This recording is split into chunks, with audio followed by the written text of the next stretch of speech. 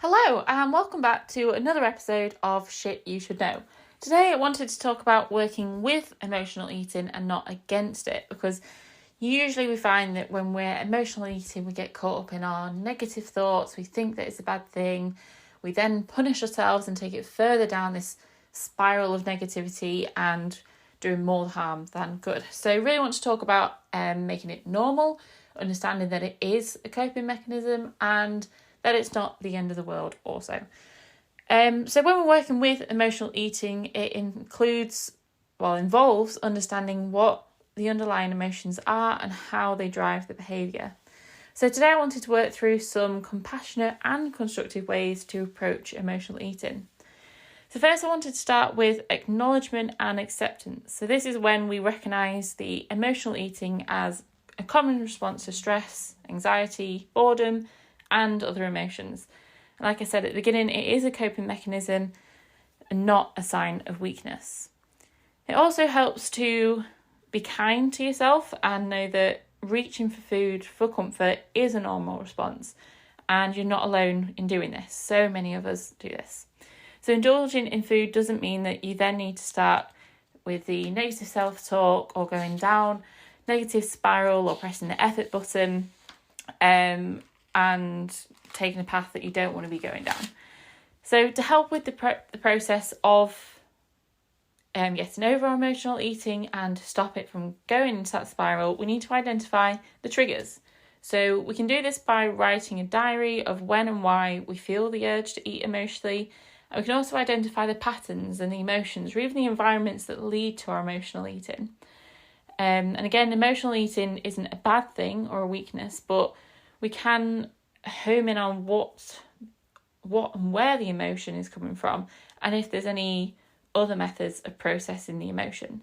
So speaking of processing the emotion, actually, we'll go into this next. So when we are looking at the emotional eating, we want to also look at alternatives to processing this emotion. So once we found the trigger, we could then look into what response would be most appropriate and replace the time that we would spend eating. So we could go for a 10-minute walk, or we could do some stretching, maybe close our eyes, do some breathing or any other kind of meditation. We could journal our thoughts, write down the good and the bad, and just maybe write lists or Venn diagrams or whatever you want of your thoughts and what you're trying to process. Or also just talk it out with a friend, family member, coach or professional through either like a voice note or calling them or speaking to them in person if you can, but sometimes it's not always applicable when you're feeling that emotion there and then.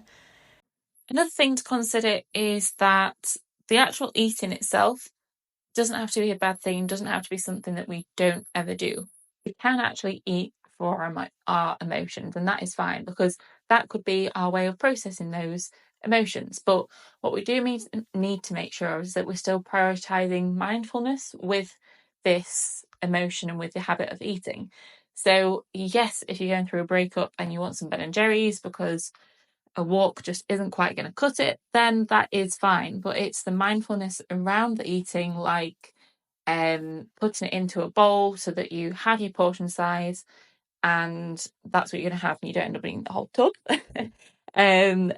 The other thing, just like all the other mindfulness habits that we've talked about, whilst you've maybe been at Unit 1 or being a member or client with us, is sitting down when we're eating, so not trying to walk around or drive or be busy pottering about whilst eating, but also sit down in an environment that is different to where you work, you sleep, or you rest. So make sure it's at the dinner table or bar stool, wherever suits you in your home or office. Also make sure there's no distractions when you are eating. So making sure we're not on our phones or TVs, computers, so that we are really being mindful about every taste, bite, and the texture of the food that we're having and enjoying it for what it is. Another thing to help with the eating and slowing it down and being more mindful around it is to put the knife and fork down after every bite, or the spoon in the case of it being ice cream. Or if it's like a packet or a bar or something, to put it down after every bite that we have, so we're not just kind of inhaling the food and eating it mindlessly, but we're putting it down, enjoying it for what it is, and then we're more likely to feel full and appreciative of the food that we've had. And we don't just kind of have whatever it is and go, well, where did that go? I don't even feel like I've eaten anything. So then you end up reaching for more because you've not processed the fact that you've eaten. So yeah, that's why we don't have to cut out eating completely. We can still have that as one of our responses and coping mechanisms, but we want to be more mindful when we are doing that. So yeah. So we could also look into the gap that the emotional eating is trying to fill. So I think this is something that is much better to be talked through with a professional, like a coach or a therapist, to help ask the right questions to understand your thoughts, your feelings, and reasons for your actions. So that's something that if you'd like to reach out, you want to drop us a message on Instagram, Facebook, or WhatsApp if you have your coach's number, to talk through the emotions and if there's anything that we could kind of fill that gap with something else. Could be a positive thought. But I won't go down that tangent. Then the last 2 points I want to wrap up with are more nutritious based. So aiming to ensure we're filling up on the good stuff. This is because what we eat obviously has a huge impact on our mood and our emotions. So it's helpful to take control over it.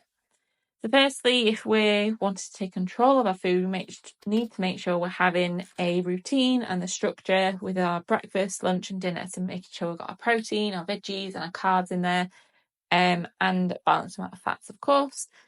General rule of thumb is that we want to snack on fruit, and once you have had your daily intake of fruit, fibre and all the good stuff, that's when you can go, you know what, I'm still hungry, I'm going to have a chocolate bar, whatever it is you want. But make sure you've hit your fruit, fibre and protein targets before indulging in things like that, because it helps. And the second tip is to create the environment that you need/want around you. So making sure that we're buying the healthier foods that we want in, because we're less likely to overindulge in them. Like, how often do we eat one apple and go, oh my God, I'm going to eat the whole packet, or have one banana and go, I'm going to have the whole bunch, compared to having one biscuit and going, I want the whole packet, or one packet of low calorie crisps that we then want to eat 4 of because they're low calories. I can have 4. Or the same with cereal bars. So I know that's quite a common thing, especially amongst us women, of having the low calorie options, but then end up just eating 3 or 4 of them. So we may as well have just had what we actually wanted in the first place. Which I've actually kind of just covered. The next point I was going to make is that having the foods around us that are healthier doesn't mean that we're not going to emotional eat with them. If they're the only things in the house, we will emotional eat with them. So it could be something as bland as rice cakes and jam. But if we're that kind of emotional and we're not dealing with that in the right way, or we're not processing it, and we are reaching for food and we're mindless about it, then we will overeat on whatever it is, even if it's the healthiest thing. And that's still not the best practice to have.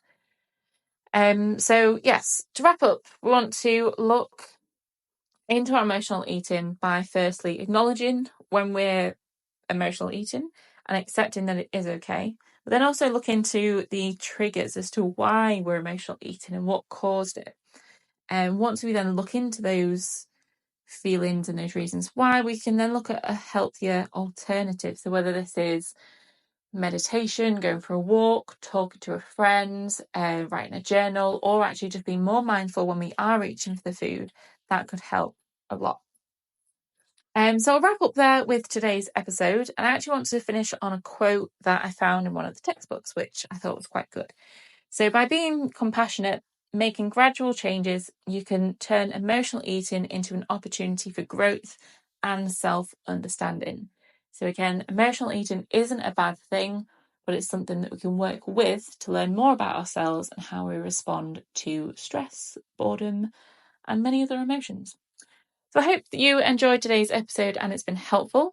If you do have any questions, just drop me a message if you know where to contact me on Instagram, Facebook, or WhatsApp, and I will catch you again soon. So thank you for joining, and I'll see you in the next episode.